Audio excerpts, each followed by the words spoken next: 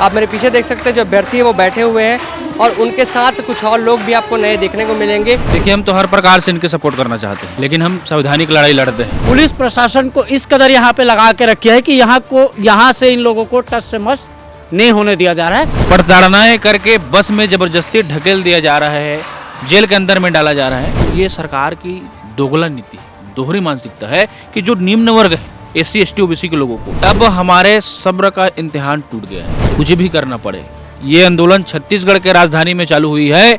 इस आंदोलन को दिल्ली के जंतर मंतर तक ले जाने का हम काम करेंगे। इनके दुख तकलीफ को मैंने फॉरवर्ड कर दिया है। बहुत जल्द माननीय चंद्रशेखर आजाद जी इस मामले में संज्ञान में लेंगे। लगभग 56 दिनों से डीएड अभ्यर्थी लगातार अनशन कर रहे हैं। तूतामाना स्थल पर है हम लोग, तूतामाना के धरना स्थल पर है हम लोग, और यहाँ पर धरना जो है, प्रदर्शन जो है, वो अनशन जो है वो जारी है और लगातार जो है अनशन हो रहा है।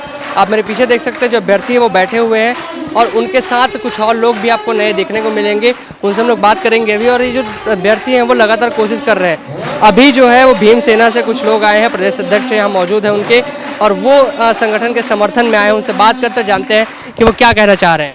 आप यहाँ संगठन के ये जो डीएड अभ्यर्थी उनके संगठन के समर्थन में आए हैं, क्या कहना चाहते हैं, कैसे सपोर्ट कर रहे हैं? देखिए, हम तो हर प्रकार से इनके सपोर्ट करना चाहते हैं, लेकिन हम संवैधानिक लड़ाई लड़ते हैं। विगत 2 महीने से डीएड के अभ्यर्थी जो है अपने मांगों को लेकर के अड़े हैं, और इन लोग भी कानून का सम्मान करते हुए, संविधान का सम्मान करते हुए, प्रिय ढंग से, शांति प्रिय ढंग से इन लोग आंदोलन धरना पे कर रहे हैं। इनकी बहुत छोटी सी मांग है कि 2023 में जो वैकेंसी निकाली गई थी उसमें से 1300 के लगभग बचा हुआ है भर्ती करने के लिए। तो वो जो खाली स्थान, जो पद बचा हुआ है, उसको नियुक्ति दें हमें भाई, बस। लेकिन फिर भी सरकार, छत्तीसगढ़ सरकार, माननीय विष्णुदेव साय जी मुख्यमंत्री जी, शिक्षा मंत्री गजेंद्र यादव जी, इनकी बातों को ना सुना जा रहा है, न ही इनके दुख दर्दों को समझा जा रहा है कि किस प्रकार से 2-2 साल डीएड के पढ़ाई करके इन्होंने ये परीक्षा पास की। सरकार को इनकी कदर नहीं है। मैं सीधा से ये कहूँ, जो छत्तीसगढ़ की शिक्षा नीति है, छत्तीसगढ़ में जो शिक्षा मंत्री है, उनको अपने पद से इस्तीफा दे देना चाहिए, क्योंकि उनके कार्यकाल में इतने सारे जो है अभ्यर्थी लोग अपने नौकरी के लिए रोड पे धरनाएं दे रहे हैं। किस तरीके से, भाई ने वीडियो बताया मुझे कि किस प्रकार से इनके साथ में प्रताड़नाएं करके बस में जबरदस्ती ढकेल दिया जा रहा है, जेल के अंदर में डाला जा रहा है। तो मैं सरकार से, छत्तीसगढ़ सरकार से को खुली चेतावनी देना चाहता हूं, और शिक्षा मंत्री को, कि भीम आर्मी भारत एकदम सन छत्तीसगढ़ जितने भी हमारे डीएड के अभ्यर्थीगण हैं उनके साथ में खड़ी है। और जब तक इनकी मांगे पूरी नहीं होती, जब तक इनके लिए लेटर जारी नहीं होता, तब तक जो है इस आंदोलन को आगे गति देते रहेंगे। चाहे हमें रोड की लड़ाई लड़ना पड़े, लड़ेंगे, चाहे फिर हमें सेम हाउस घेराव करना पड़े, करेंगे, चाहे फिर शिक्षा मंत्री का आवाज़ घेराव करना पड़े, करेंगे। दूसरी चीज़, आपके चैनल के माध्यम से मैं छत्तीसगढ़ सरकार को भी देना चाहता हूँ कि हमारे भीम आर्मी के मुखिया माननीय एडवोकेट चंद्रशेखर आजाद जी को छत्तीसगढ़ की जो गतिविधि है, हमारे जितने भी जो छात्र छात्राएं हैं डीएड के, इनके दुख तकलीफ को मैंने फॉरवर्ड कर दिया है। बहुत जल्द माननीय चंद्रशेखर आजाद जी इस मामले में संज्ञान में लेंगे। 5 दिनों से बैठे हैं, लेकिन सरकार का कोई भी अधिकारी प्रतिनिधि नहीं आया है। आप जैसे लोग आ रहे हैं, आप लोग सपोर्ट कर रहे हैं, अलग अलग संगठन के लोग यहाँ आ रहे हैं, लेकिन जो सरकार के लोग हैं वो क्यों नहीं आ रहे हैं?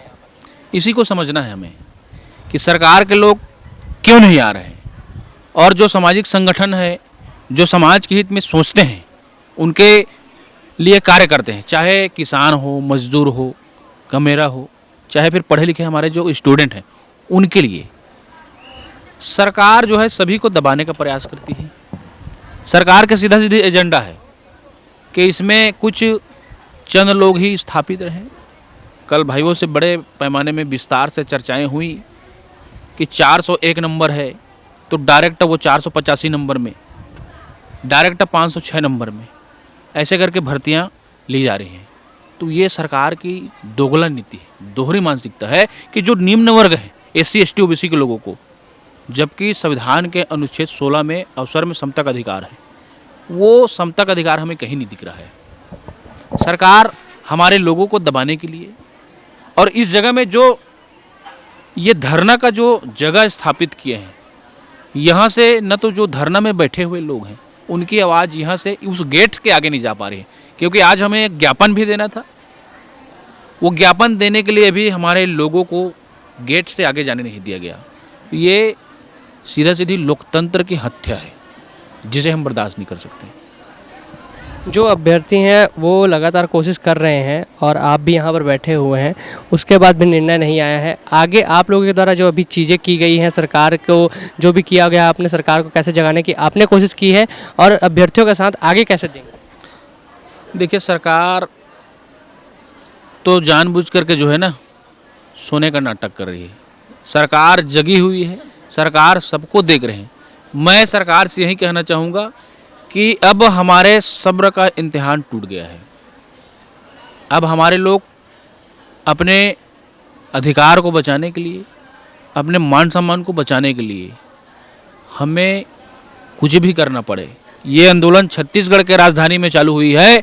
इस आंदोलन को दिल्ली के जंतर मंतर तक ले जाने का हम काम करेंगे। मैं सरकार को खुली चेतावनी देता हूँ। आप कब तक यहाँ बैठे रहेंगे, क्या चीज़ें हैं और जो समर्थन है वो आपका कब तक बना रहेगा संगठन का और कितने लोग आपके आएंगे? हाँ, सबसे पहले तो आपके चैनल को धन्यवाद कि आप लोगों ने जो बीएड अभ्यर्थी जो 56 दिन से यहाँ पे बैठे हुए हैं, इनकी आवाज़ को आप अपने चैनल के माध्यम से उस सरकार के कानों तक पहुँचाने के लिए यहाँ पे आए हैं।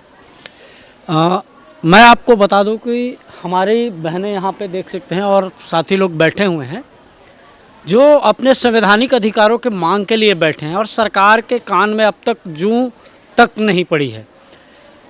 मैं सरकार को जैसे बड़े भैया ने बताया कि हम बड़े पैमाने पे इस आंदोलन को अपने संगठन के बैनर तले, भीम आर्मी भारत एकता मिशन संगठन के बैनर तले बड़े भाई दिनेश आज़ाद जी और बड़े भैया हमारे सांसद साहब चंद्रशेखर आज़ाद जी के वो ले जाना चाहेंगे और दिल्ली तक इनकी बातों को संसद भवन तक पहुंचा करके अंतिम लड़ाई तक लड़ने के लिए तैयार हैं। और अंतिम स्थिति आज तो हम समर्थन देने के लिए पहुंचे। मैं आपको बता दूं, ये सरकार पिछले समय में 10,643 स्कूलों को बंद करके दारू भट्टी को संचालित करने के लिए लाइसेंस प्रदान किया है। और ये बेरोजगार लोग जो है, जो काफ़ी मेहनत करके अपने माँ बाप के बदौलत पढ़ लिख करके आज पास हो करके भी इनको माननीय न्यायालय के आदेश होने के बावजूद भी इनको आज इस तूता के धरना स्थल में 56 दिन से बैठना पड़ रहा है, तो यह सरकार की नाकामी है। और सरकार अपनी नाकामी छुपाने के लिए पुलिस प्रशासन को इस कदर यहाँ पे लगा के रखी है कि यहाँ से इन लोगों को टच से मस नहीं होने दिया जा रहा है। इसको भीम आर्मी बर्दाश्त नहीं करेगी।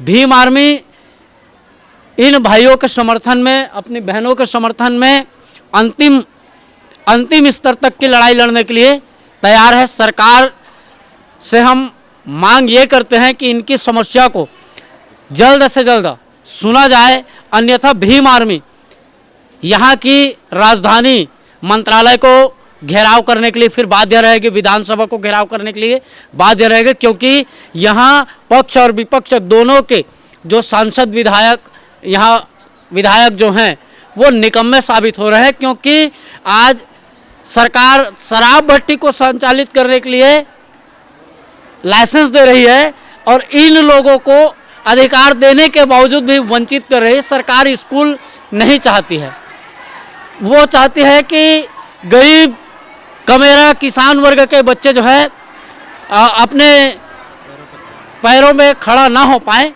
ऐसा सरकार का कहना है। और इन लोगों को दबा करके शराब संचालित करके, शराब दुकानें संचालित करके इनको अपराध की ओर अग्रसर करना चाहती है, ताकि सरकार जो है यहाँ के जो खजाने हैं उसको विदेशों में भेजते रहे। तो देख सकते हैं जो अभ्यर्थी हैं वो अनशन कर रहे हैं। इस पर जो भीम आर्मी के लोग हैं वो आए हैं सपोर्ट करने, और वो सरकार को भी घेरते हुए ये बता रहे हैं कि सरकार जो है वो स्कूलों को बंद कर रही है, वो दारू की भट्टियाँ खोल रही है, लेकिन अभ्यर्थियों की मांग को पूरी नहीं कर रही है। हम भी यहाँ पर बने हुए हैं और आप यहाँ की पल पल की खबरें आपको दिखाते रहेंगे। अगर आपको ये वीडियो अच्छा लगा हो तो इसको लाइक कीजिएगा, सब्सक्राइब कीजिएगा चैनल को, और इस वीडियो को शेयर भी कीजिएगा, इसमें कमेंट भी कीजिएगा। उसके अलावा हम फेसबुक और इंस्टाग्राम पर भी हैं, वहाँ भी हमें फॉलो कीजिएगा। कैमरामैन सतीश मिरी के साथ आशुतोष शर्मा, रायपुर से।